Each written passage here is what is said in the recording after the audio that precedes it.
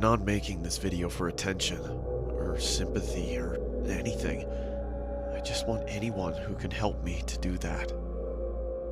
My name's Daniel, and this is a story I wish I didn't have to tell. I've been a night owl my entire life. As a teen, I used to stay up way past midnight every night, watching terrifying videos on YouTube. I know now they were nothing compared to the horrors of the real world. Nothing compared to the tragedy my family and I went through. The story I'm gonna tell to you now. My parents, being teachers, had always emphasized the importance of sleeping well to me, and would definitely disapprove of my late-night routine. So I knew that if they'd caught me up at that time, I'd be in big trouble. At first, this wasn't a problem, but after I told them about a child predator in our neighborhood that I'd seen in one of my videos, they seemed to grow more and more paranoid, which was obviously understandable. Every night, I'd hear one of them wandering into my room, checking on me, and every night, I'd immediately turn off my light and pretend to be asleep. I never knew for sure if it was my mom or dad coming in, since obviously if I opened my eyes to see, they'd know I was awake. Mostly, I presumed it was my dad, from the heavy-sounding footsteps, but either way, I found it pretty hypocritical for them to preach to me about being up late when they were awake themselves. Sometimes I wondered if they knew I wasn't sleeping, because often it was only after what seemed like hours before they'd finally leave and go to check on Alfie. That's my little brother, and Lucy, my little sister. I'd have asked them about it, but I thought it would have confirmed any suspicions which they seemed to already have about my staying awake deep into the mornings of the next day. Like I said, I guess they were just paranoid about the child predator. It was stupid for me to presume any of these things, and I'll never forgive myself for it, but I did it all the same. Anyway, one day, Lucy's school, where my parents both work, announced a school trip. It meant they'd be gone at some point next month from Saturday morning to Sunday morning, and it meant that I'd finally get to watch the horror movie my friend had lent me, that my parents had refused to let me watch. There was one downside, though. I'd be left to look after Alfie. He, being only 6 years old, my mom was reluctant to leave him in my care alone, but my dad defended me, reminding her that Alfie had been up most of the night after a nightmare, so he'd probably sleep most of the day anyway. Besides, he reassured her, he's 17, he can be given a little responsibility. With a heavy heart, my mom agreed. I honestly wish she hadn't. Finally, the morning came for them to head off. It took longer than expected because my sister said some of her favorite toy dolls had been stolen, but eventually my mom persuaded her that they were probably just lost and told me to look for them whilst they were gone. I begrudgingly agreed, and soon they were ready to go. As they were leaving, my mom gave me a stern word, reminding me to lock the doors, not go to bed too late, and take good care of Alfie. She told me she'd be watching through the security cameras to make sure I was looking after him properly. I told her she really didn't have to worry. Then we said our goodbyes, and they were off. Alfie and I spent most of the day playing outside, but came in after the frisbee landed near a strange man who Alfie said had been in his nightmare. I told him that was ridiculous, because even if he somehow was in his dream, he wouldn't be able to remember. Anyway, I went by myself to get it, and I have to admit that the man was fairly creepy. He had a huge grin, and his eyes, staring right at me, seemed to be permanently forced further open than they were designed to go. His clothes all seemed to have been made from someone 50 years younger, as they struggled to cling to his fully grown body. It was cold, but he was wearing a sun hat, a tiny one for children, which barely fit on his head. I recognized it, but didn't know how at the time.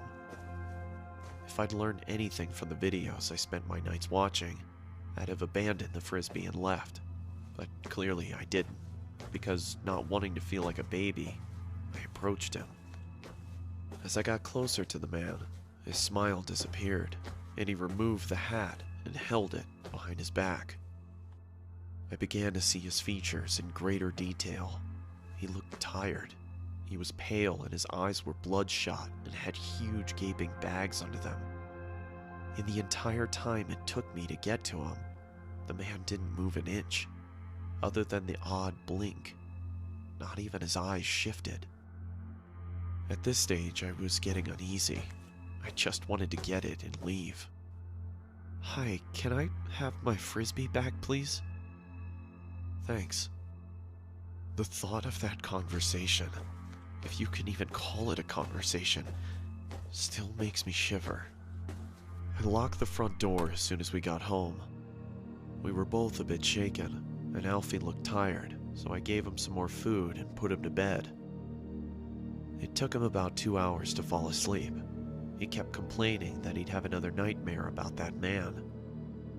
I told him he wouldn't, but he wasn't convinced. "I see him every night," he whispered to me. "Well, if you see him again, don't worry, I'll be here to fight him off." This seemed to settle him down, and soon he was fast asleep. At about 11, it was time to put my film on. I couldn't have my mom knowing that I was watching it, so I did something naive and ignorant, and something I'll always regret. I turned off the security cameras.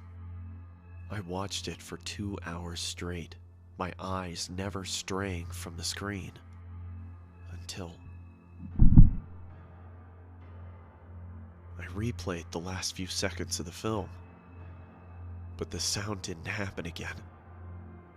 It was coming from inside my house. "Alfie?" He didn't reply, but I could see him under the covers, so I thought he was just asleep, and I didn't want to wake him up. I swear, if I thought anything worse had happened, I'd have checked. "You okay?" I thought maybe I was just worrying too much, hearing things. It was late, and the film had been scary. Maybe it was just all in my head. I knew from the sound of his voice it was him. "Alfie! Alfie?" Usually this much noise would have woken him up. "Alfie, what's going on?" I knew something was wrong. It was him. The doll. I couldn't believe it. It had to be some kind of sick prank. It had to be. But it wasn't. It was the man I'd spoken to earlier. He'd taken my brother. "Alfie!" I was certain they'd be gone before I could reach them. But he didn't set off straight away. He watched as I tried helplessly to do something. I screamed and I shouted and I banged on the windows and I tried to open the doors, but nothing worked. It was all in vain. There was nothing I could do for my brother, my best friend, as he was stolen away from me.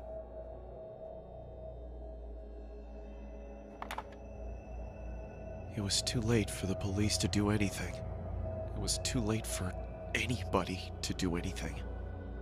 He was gone, and in time, I'd have to come to accept that.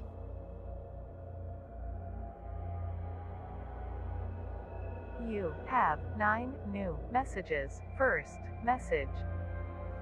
"Hello? If you're out with Alfie, call me back when you get back in, please. Love you guys. Bye." End of message. Second message. "Daniel, we've been trying to get a hold of you for hours. Is everything all right? Did you turn the security cameras off?" "They'll be fine. The security system probably just glitched out." "Hey, Alfie, just call us as soon as you can, okay? You know how Mom worries." End of message. Third message. "Listen, Daniel, we're starting to get really worried now. If you don't pick up, one of us is gonna have to come home to check if everything's okay. Please pick up." End of message. Fourth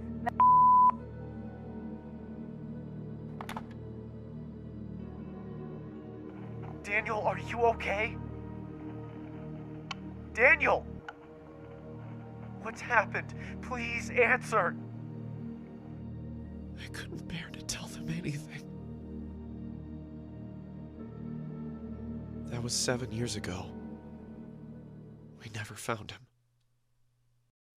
When I asked my parents if they'd seen anything at all of this man whilst they checked on us during the night, they only looked at me, concerned and confused.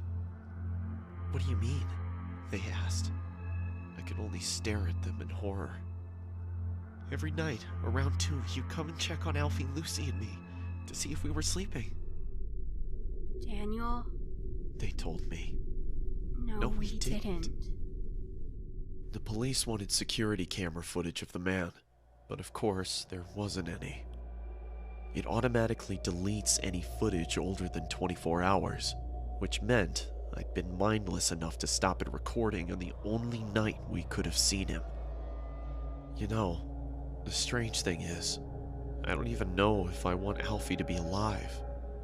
Because if he is, God knows what that monster has done to him. Sorry if I've gone on too long, but the guilt's been killing me.